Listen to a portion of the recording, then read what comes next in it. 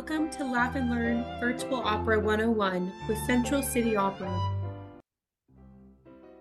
Each week, we will familiarize ourselves with an upcoming production from Central City Opera's 2024 Summer Festival season.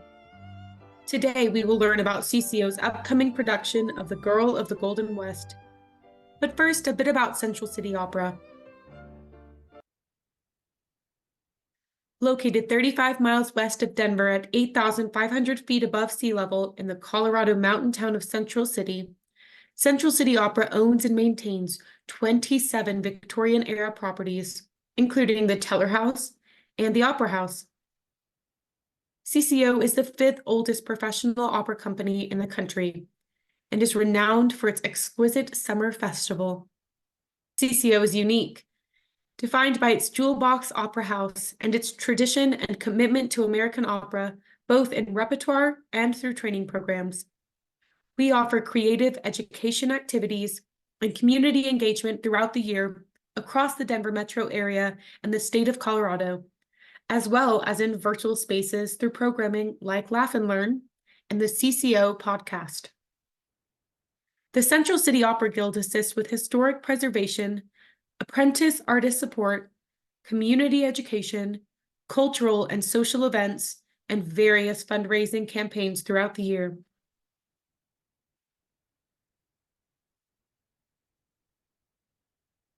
Experience the timeless hilarity of Gilbert and Sullivan's operetta, The Pirates of Penzance.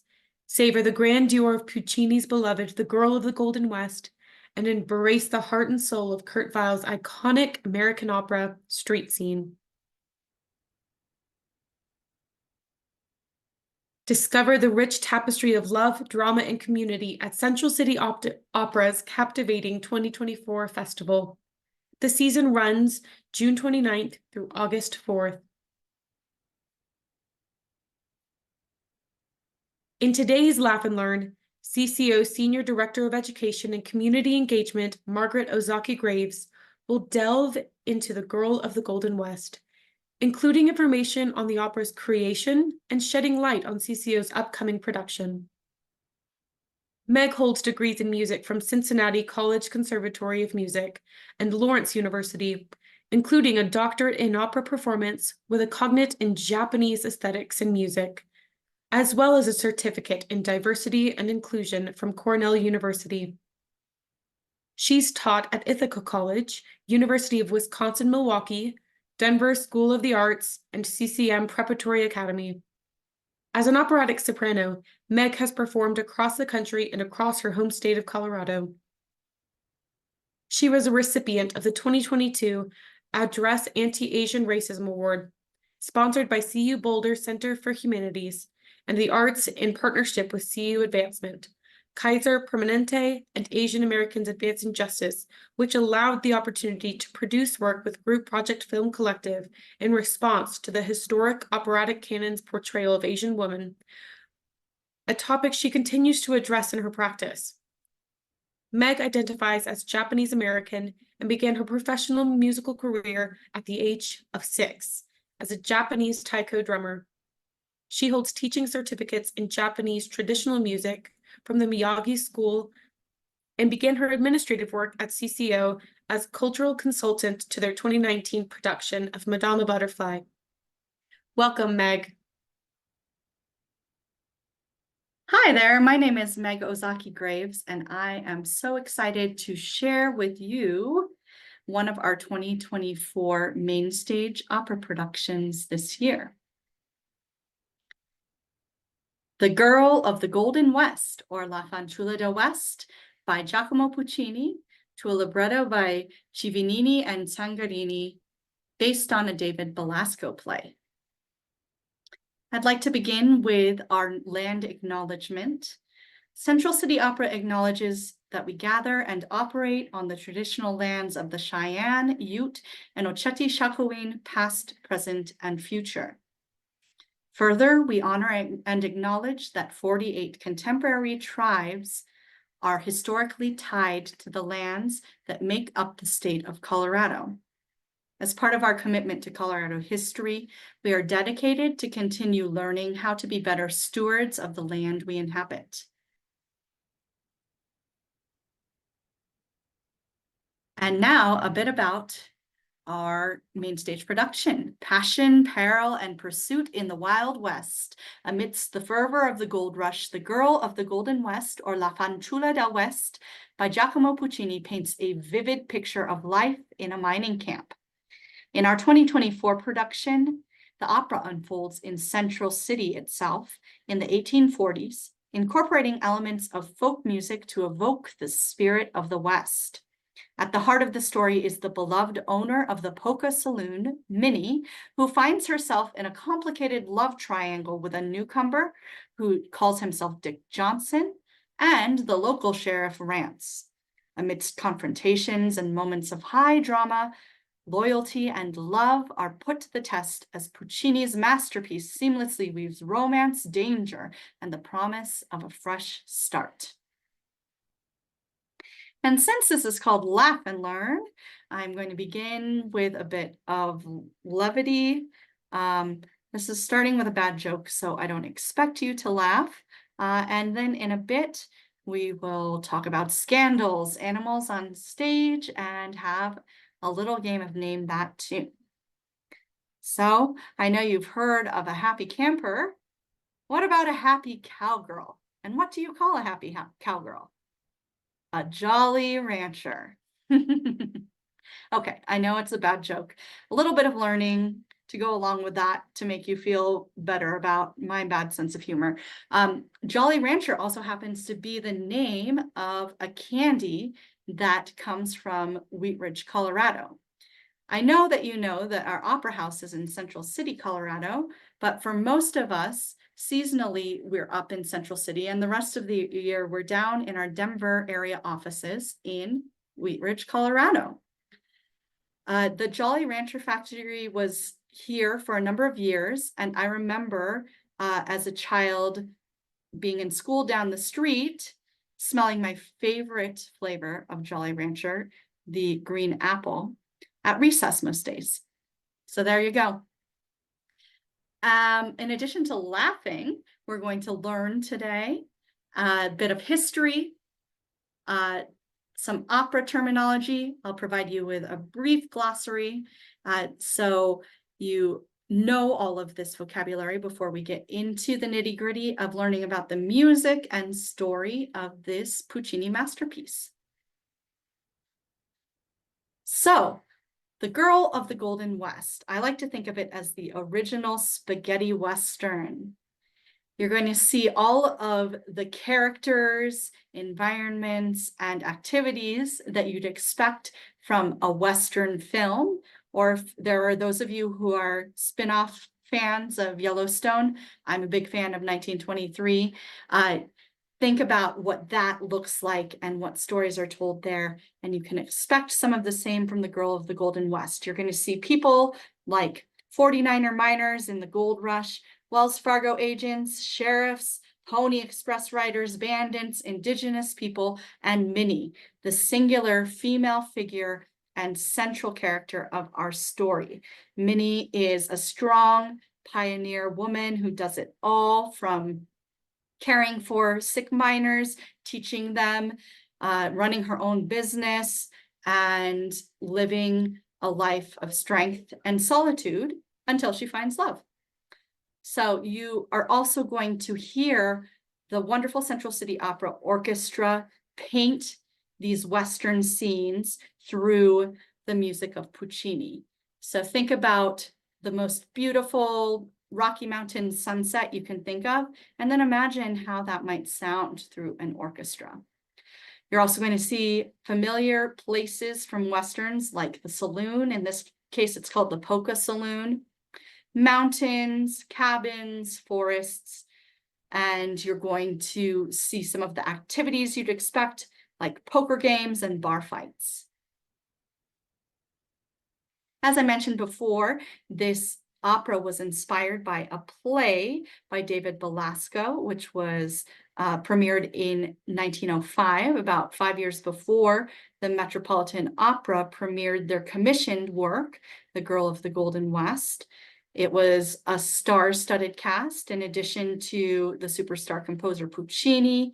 It featured tenor Enrico Caruso and soprano Emmy Destin, and was conducted by Arturo Toscanini. So I said that there would be some mention of scandal. The time leading up to Girl of the Golden West was very tumultuous for Puccini. He was surrounded by a personal scandal, and the tabloids were all over it in Italy. Puccini was well known for his kind of rocky romantic life, and at this point in time, his wife was accusing him of an affair with a maid. You can go back and read the tabloids to see what the truth of that was or was not, but it did sadly end in tragedy, and the maid died by suicide. So needless to say, Puccini was happy to be in New York preparing this piece and focusing on his work and art rather than his personal life. This piece is kind of known for being the end of an era for Puccini. His highest artistic output, both in number of works and quality of works, has been said to end with Girl of the Golden West. And now, as promised, our glossary of terms. I won't get too in-depth in any of these terms, but feel free to reach out to me at education@centralcityopera.org if you have further questions or comments on these. So exoticism, it's a 19th century movement in opera and other art forms. Western Europeans became really interested in exotic places and cultures. So there was something fantastic and exciting about setting a story in an unfamiliar place and learning how to show unique aspects of that place's culture, costume, and music. In the case of Girl of the Golden West, Puccini happened to see Buffalo Bill and his frontier performers on tour when they were in Milan, Italy. And he was so taken by Buffalo Bill and the indigenous performers and the gun tricks and costumes of the American West. He was inspired to create an American Western story, a place and culture that he was totally unfamiliar with. Musicology is the study of the history of music. A prima donna, that's an Italian term for first woman or first lady. It refers to the principal soprano, usually soprano character of an opera, but principal female character.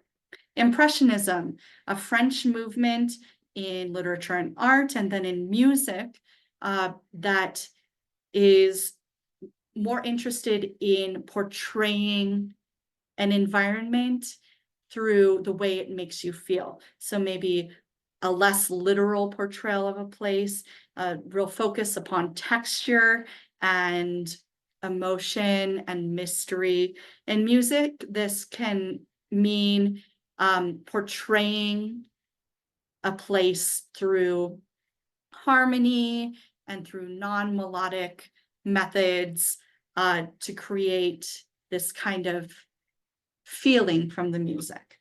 Timbre is in relation to color. So if we're thinking about the different qualities and colors of voices or instruments, for example, in the orchestra, a bassoon sounds very different from a cello.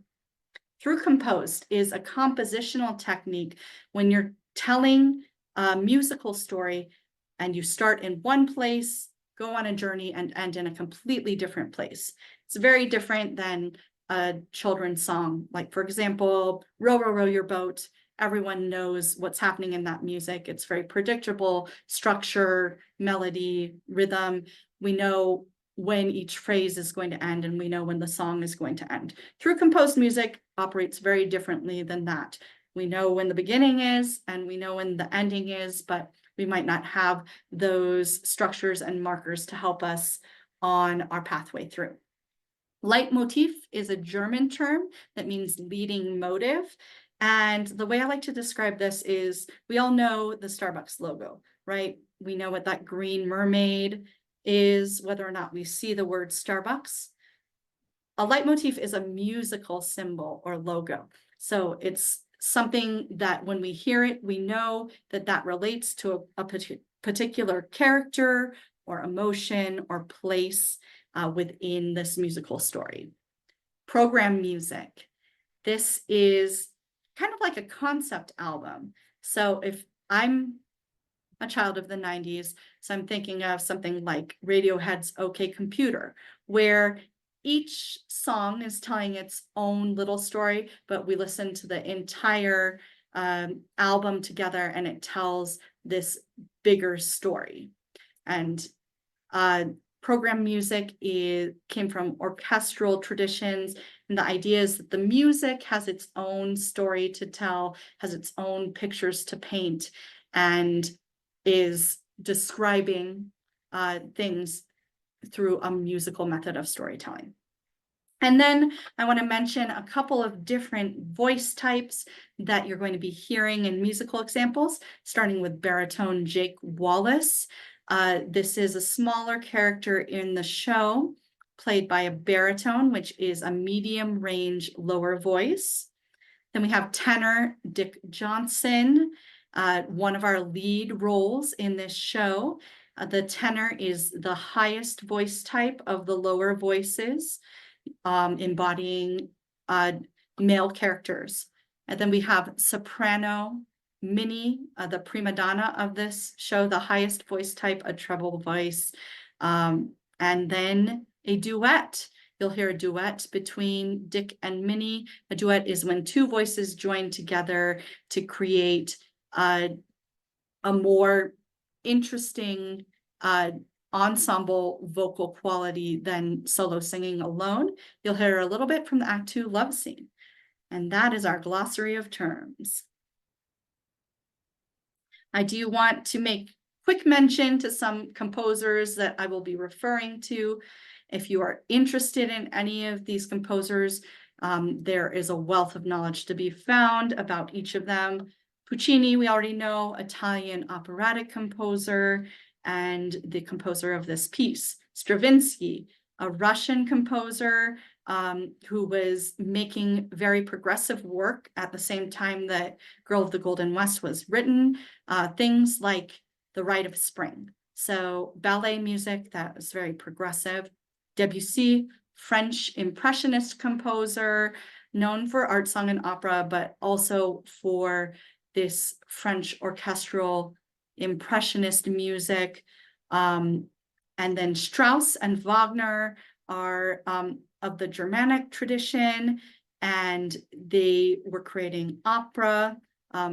Strauss was also writing this program music for orchestra. Now, we're getting into some more learning. I like to call this Opera 201. So talking about what makes Puccini sound like Puccini in The Girl of the Golden West. So Puccini is known for beautiful singable melodies, and this melodic power had a later influence upon musical theater, particularly of the American and British traditions. Remember that as we get into our final bit of laughter here. This idea of embodying the exoticism, that movement from the 19th century with some more authenticity. So Puccini did work with a musicologist who was doing field work, and some have said that Zuni, indigenous folk music, was source material specifically for this song that you'll hear in a bit, Jake Wallace's Homesick Song. Also, Puccini is known for approachable everyday scenes displayed both through the story and music. So this idea of verismo, that he wants to tell stories that the audience can relate to. He wants them to see characters who they might know in their real lives, and that the music fulfills that storytelling. Also, this central female character, the prima donna, is a feature that you find in many Puccini operas, including Madama Butterfly and La Boheme. Some new musical characteristics. So, as I said, Girl of the Golden West was composed in 1910, well after the 19th century kind of modes that Puccini was operating from. So, as I said, Puccini influenced some 20th century musical theater in the melodies of Girl of the Golden West.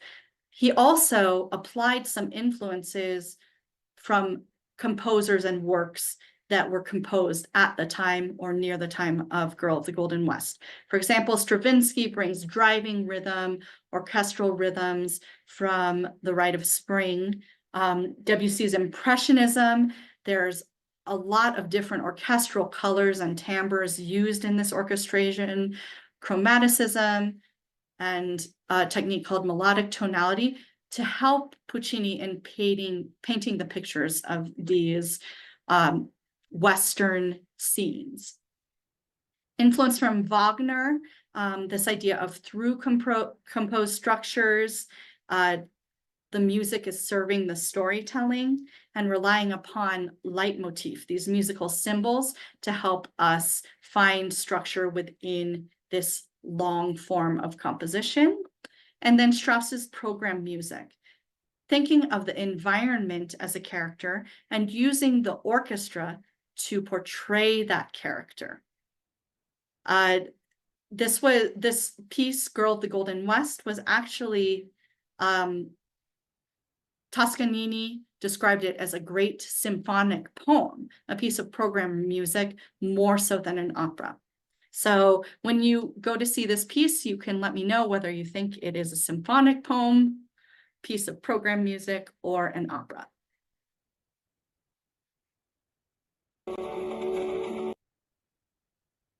You're about to hear Jake Wallace's song.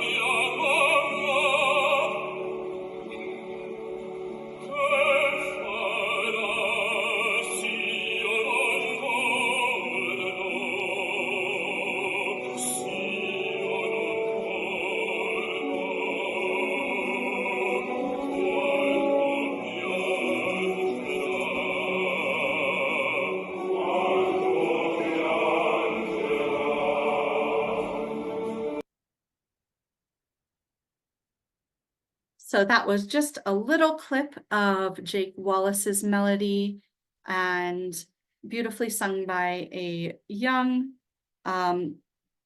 emerging baritone, Sean Michael Plum. Now into the story of Girl of the Golden West. So this is a story in 3 acts. In Act 1, we meet the important characters, and a bar fight ensues in the Polka Saloon. After a Bible reading, the Pony Express rider comes in with news. There is a bandit, Ramirez, who is known to be in the area, and there is a ransom for his capture. A stranger enters the saloon asking for whiskey. He says his name is Dick Johnson, and he makes a scene dancing with Minnie. Sheriff Rance happens to have a crush on Minnie, and this makes him jealous. Then a captured member of the Ramirez gang says that he will lead the search party to find Ramirez, but really takes them on a wild goose chase. The act ends with Minnie showing Johnson the gold that she and the miners guard. They confess their love, and then Johnson leaves.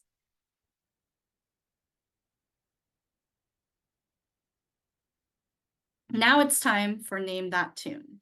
So you are going to hear an Act 1 aria that Dick Johnson sings, Quello che tacete, sung by the volcano of tenors, Mario Del Monaco. And I ask you to listen for some familiarity in this melody. It should remind you of a familiar musical theater piece.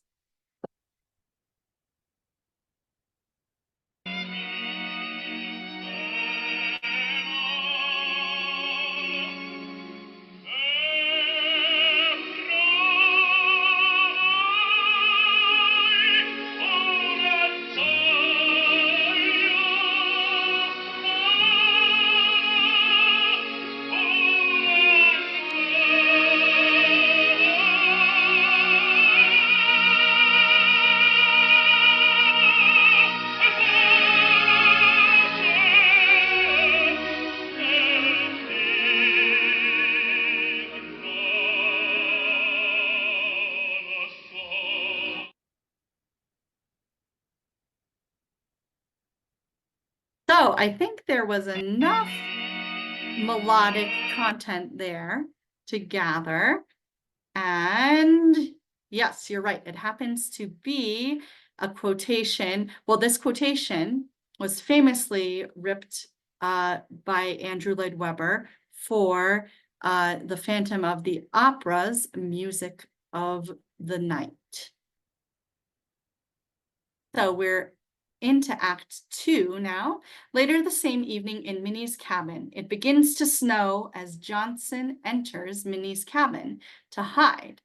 A posse searching for Ramirez reveals that Johnson is the bandit himself, so Minnie throws him out. He's shot after that and collapses. In desperation, Minnie helps him to hide in her loft, and Sheriff Rance enters looking for Ramirez just after Dick Johnson has been hidden away.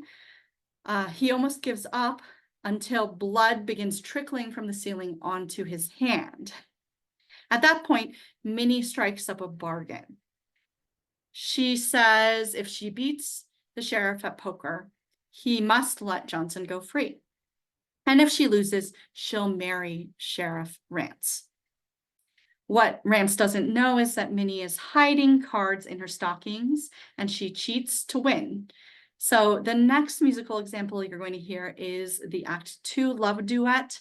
And I want you to listen for the orchestra as this scenic painter of the West, painting the environment. You're going to hear both sound effects of what's happening in the time and place with the search party looking for this bandit, some gunfire. You're also going to hear some leitmotif, these musical symbols that are embodying this kind of wind and a snowy night on the mountaintop, as well as some of the tumultuous feelings of love that these two are experiencing.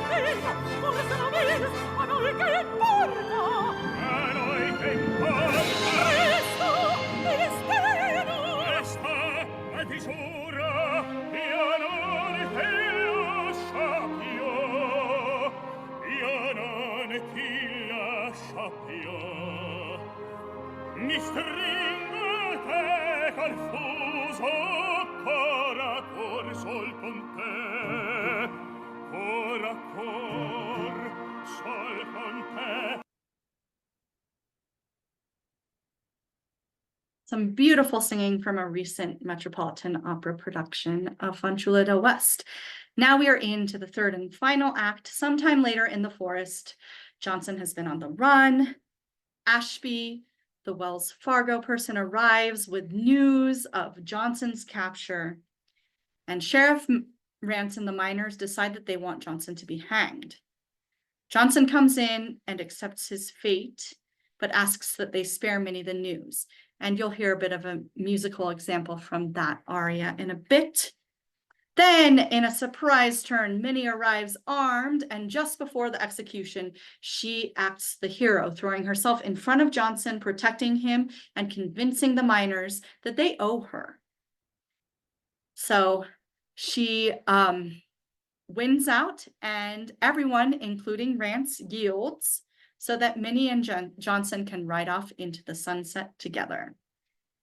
So the next example you're going to hear is from one of my very favorite tenors, Jussi Björling, singing "Che la mi creda," where he is begging that the miners spare Minnie the news that he's been captured and will be hanged.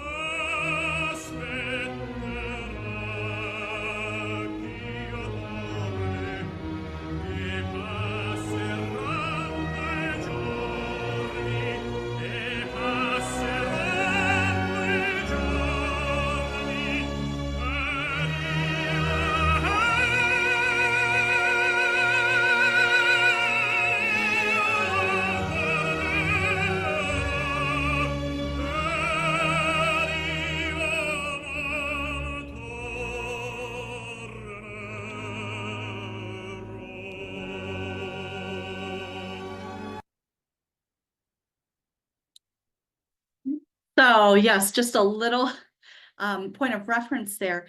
When you hear that full aria in context, just after that phrase, when Johnson comes in again, you'll hear him beautifully sing the name Minnie. Anytime you hear a tenor sing the soprano's name in a Puccini opera, you know that that is a high stakes and dramatic moment. A little sneak peek for you. In this summer's production, we are thrilled to welcome Karashay Thompson and Jonathan Burton as our Minnie and Johnson. And production is by Paper Moon Productions. What you see here in this picture is not the Fanciulla del West set. Paper Moon is actually designing 2 shows for the festival this summer, and the mock-up that you see below is from Pirates of Penzance. I recommend that you check out Paper Moon online. They make their sets out of paper mache. So I hope that you will be surprised when you see the Fanciulla del West set this summer, and I'm sure that you will barely be able to believe that it is all made of paper. And with that, I want to take a moment from Lauren and myself to thank you for listening to this lecture on The Girl of the Golden West, or La Fanciulla del West. We hope to see you up in Central City this summer. I will be around at many performances, and I would love to meet anyone who has heard this lecture. And I will pass it over to Lauren now. Thank you for attending today's lecture on The Girl of the Golden West. Please scan the QR code to complete a Mentimeter poll to share your reactions on this presentation.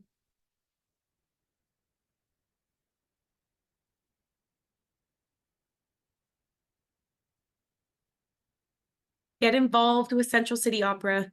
Check out centralcityopera.org for the latest information on upcoming events and for information on ticketed events. Subscriptions for the 2024 festival are on sale now, and single tickets will go on sale April 1st. The Central City Opera Guild offers many opportunities for engagement through membership, with events happening right now. Find us on Instagram at C-City Opera to keep up to date on virtual events and podcast episodes.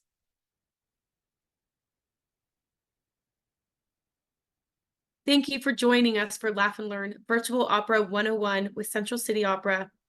See you next time.